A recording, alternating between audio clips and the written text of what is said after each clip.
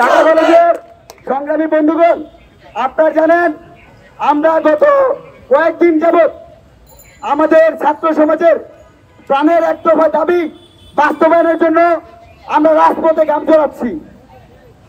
আমরা অত্যন্ত হতাশ আজকে দেখেছি যে আমাদের শান্তিপূর্ণ যৌক্তিক প্রোগ্রামে পুলিশ বাহিনীরা বাধা দিয়েছে। আমরা বলতে চাই, সংবিধান নাগরিকদের শান্তিপূর্ণভাবে মিটিং মিছিল সমাবেশ করার অধিকার দিয়েছে। সেই অধিকার পূর্ণ করতে আপনারা পারেন না। আমরা তো ভাই এখানে যারা দাঁড়ায় আছে কারো হাতে কি কোনো লাঠি আছে?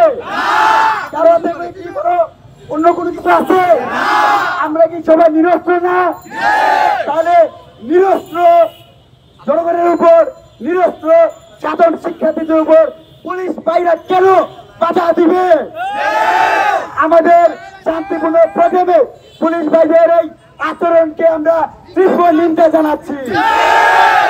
আমরা গত 5 জুন থেকে ঢাকা কলেজ থেকে আমরা সায়েন্স ল্যাব নীলক্ষেতে বাংলা ব্লকের কর্মসূচি করছি। কোথাও কি কারো সাথে ঝামেলা হয়েছে? আমরা কি কোনো বাসে একটা ডিল মেরেছি? আমরা কি কাউকে গালি দিয়েছি?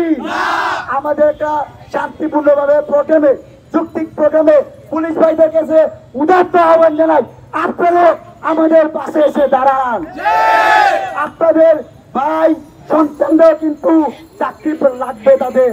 ছাত্র বন্ধুদেরকে বলতে চাই, পুলিশ ছাত্র ভাই ভাই, আমাদের মধ্যে কোনো সমস্যা নাই, কিন্তু পুলিশকে যদি কেউ ব্যবহার করতে চায়, ছাত্র সমাজের বিরুদ্ধে যদি ব্যবহার করতে চায়, আমরা ছাত্র সমাজ রাজপথ ছেড়ে চলে যাব না।